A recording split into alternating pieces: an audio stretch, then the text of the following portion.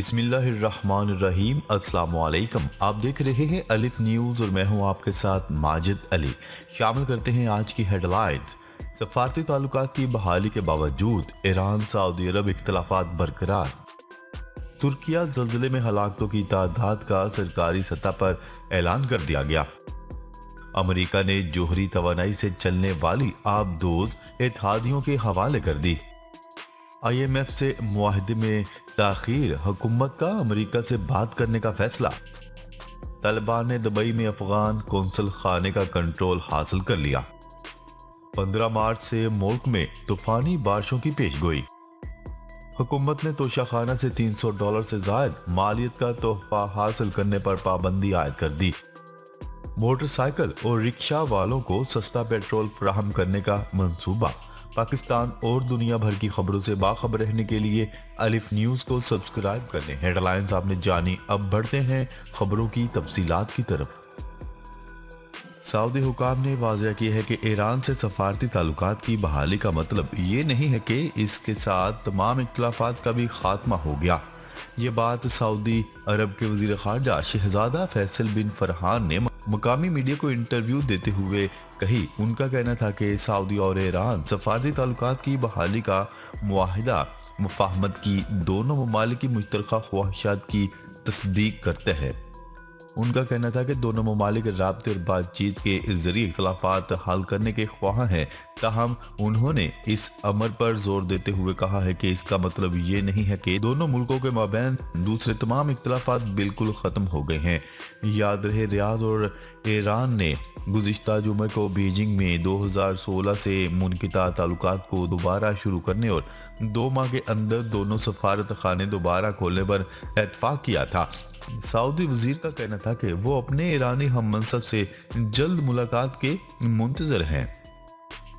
उन्होंने मजीद कहा है कि हम अगले 2 माह के दौरान बाहमी सफारती ताल्लुकात बहाल करने की तैयारी कर रहे हैं और मुस्तकबिल में सफीरों का तबादला हमारे लिए मामूल की बात है। कैफ और मॉस्को के अपने हालिया दौरे और यूक्रेन रूस जंग को रोकने के लिए सऊदी सालसी के बारे में गुफ्तगू के बारे में शहजादा फैसल बिन फरहान ने तस्दीक की कि सऊदी अरब एक सियासी हल तक पहुंचने के लिए दोनों ममालिक के साथ काम करने के लिए तैयार है। खबर के अगले हिस्से में बात करते हैं। तुर्की में रवा माह आने वाले तबाहकुन ज़ल्ज़ले के बाद घरों की तामीर नौ का काम जारी है, जबकि हलाकतों की तादाद का भी सरकारी सतह पर ऐलान कर दिया गया। इस हवाले से तुर्की के वजीर दाखिला ने बताया है कि कहरामान मार्श के मरकज़ में आने वाले ज़ल्ज़लों में 47,932 अफराद हलाक हुए और इनमें से 6,265 गैर मुल्की थे। ये बात सुलेमान सुवेलो ने कल मलातिया डिजास्टर कोऑर्डिनेशन सेंटर में इजलास के बाद मीडिया को बयान देते हुए कही। उनका कहना था कि मजमूई तौर पर इस वक्त 47,932 अफराद की मौत का अंदराज किया गया है। तुर्की के वजीर दाखिला ने बताया कि हलाक शुदगान में से 6,265 गैर मुल्की शहरी हैं, जिनका ताल्लुक शाम समेत दीगर ममालिक से है। इस वक्त 1619 अफराद जिनके DNA और उंगलियों के निशानात लिए गए हैं की शनाख्त की कोशिशें की जा रही हैं। वाज़ेह रहे कि तुर्किया में 2 माह बाद इंतखाबात होने वाले हैं। तुर्क सदर रजब तैयब एर्दोगान ने वादा किया है कि हम ज़ल्ज़ले के नतीजे में तबाह या नाकाबिले इस्तेमाल हो जाने वाले तमाम घरों, काम की जगहों को दोबारा तामीर करेंगे और इन्हें इनकी हकीकी मालिकान के हवाले करेंगे। खबर के अगले हिस्से में बात करते हैं। अमेरिका ने एटमी तवानाई से चलने वाली आबदोज ऑस्ट्रेलिया के हवाले कर दी। गैर मुल्की खबरसार एजेंसी की रिपोर्ट के मुताबिक अमेरिकी सदर जो बाइडेन ने तकरीब से खिताब करते हुए कहा कि हम अपने इत्तेहादियों को कभी भी अकेला नहीं छोड़ते और हम अपने इत्तेहादियों को चैलेंजेस से निपटने के काबिल बनाना चाहते हैं। उनका कहना था कि ऑस्ट्रेलिया को आबदोज देने का मकसद बहरुल काहल में क़याम अमन को यकीनी बनाना है और ये आबदोज एटमी तवानाई से चलती है लेकिन एटमी नहीं।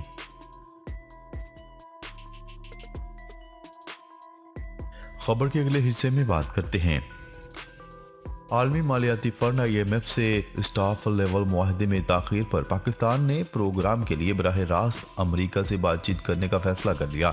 ذرائع نے بتایا ہے کہ وزیر خارجہ بلاول بھٹو زرداری نے امریکی حکام سے IMF سے معاہدے پر بات کی۔ وزیر خزانہ اسحاق ڈار امریکی سفیر سے IMF سے معاہدے پر بات چیت کریں گے۔ خبر کے اگلے حصے میں بات کرتے ہیں۔ طالبان نے دبئی میں افغان قونصل خانے کا کنٹرول حاصل کر لیا۔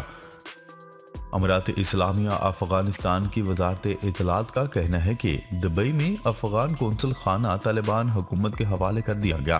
امارات اسلامیہ افغانستان کی وزارت اطلاعات کے مطابق عبد الرحمان فدا کو دبئی میں افغانستان کا قائم مقام قونصلر تعینات کر دیا گیا، جبکہ دبئی میں افغان قونصل خانہ طالبان حکومت کے حوالے کر دیا گیا ہے۔ امارات اسلامیہ افغانستان نے کہا ہے کہ دبئی قونصل خانے کا کنٹرول حاصل کرنا طالبان حکومت کی سفارتی کامیابی ہے۔ خبر کے اگلے حصے میں بات کرتے ہیں۔ ملک بھر میں 15 مارچ سے طوفانی بارشوں کی پیشگوئی کر دی گئی۔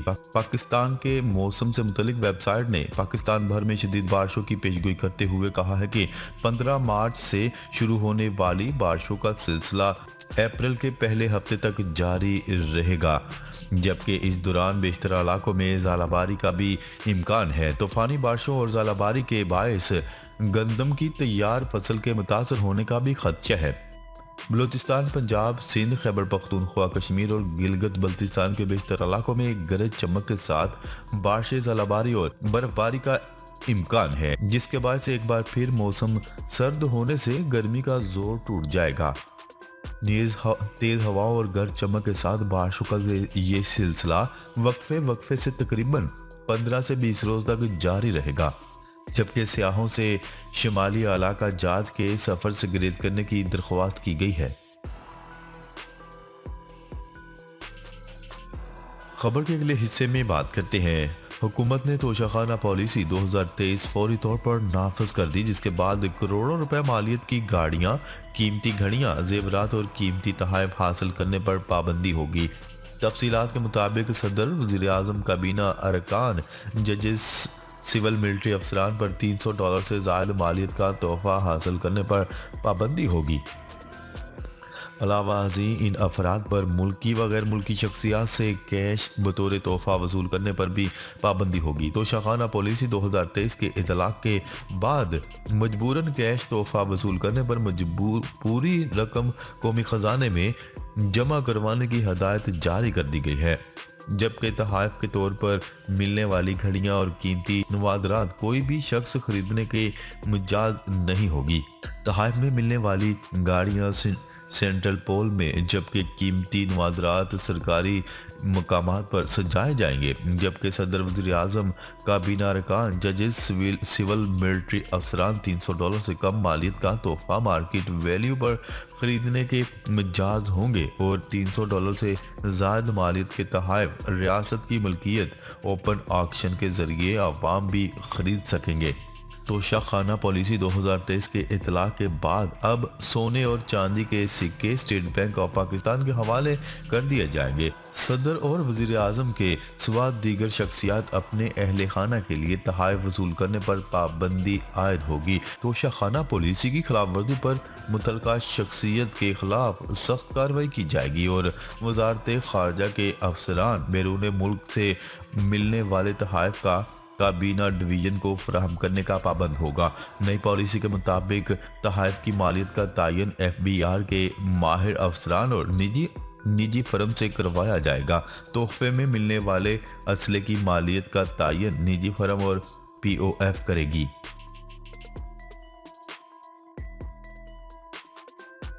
خبر کے اگلے اور آخری حصے میں بات کرتے ہیں۔ وزیر اعظم شہباز شریف کی ہدایت پر موٹر سائیکل اور رکشہ والوں کو سستا پیٹرول فراہم کرنے کا منصوبہ تیار کر لیا گیا ہے۔ وزیر اعظم کی زیر صدارت اجلاس میں غریب اور متوسط طبقے کو ریلیف دینے کے حوالے سے فیصلے کیے گئے۔ انہوں نے اسلام آباد میں رمضان کے دوران غریب اور متوسط طبقے کو مفت آٹا فراہم کرنے کی ہدایت کر دی۔ اسکیم کے تحت اسلام آباد کے 10 لاکھ افراد کو رمضان المبارک میں مفت آٹا فراہم کیا جائے گا۔ وزیر اعظم نے سندھ، خیبر پختونخوا اور بلوچستان کو بھی اس اسکیم میں شامل ہونے کی دعوت دے دی۔ وزیر اعظم شہباز شریف نے کہا ہے کہ رمضان المبارک میں غریب متوسط طبقے کے مسائل کم کرنے کی کوششیں کر رہے ہیں۔ انہوں نے ہدایت کی ہے کہ مفت آٹے کی تقسیم کو شفاف بنانے کے لیے جدید ٹیکنالوجی کا استعمال کیا جائے۔ ناظرین، اب تک کے لیے اتنا ہی۔ مزید خبریں لے کر بہت جلد آپ کی خدمت میں حاضر ہوں گے۔ تب تک کے لیے اپنا خیال رکھیے گا۔ اللہ نگہبان۔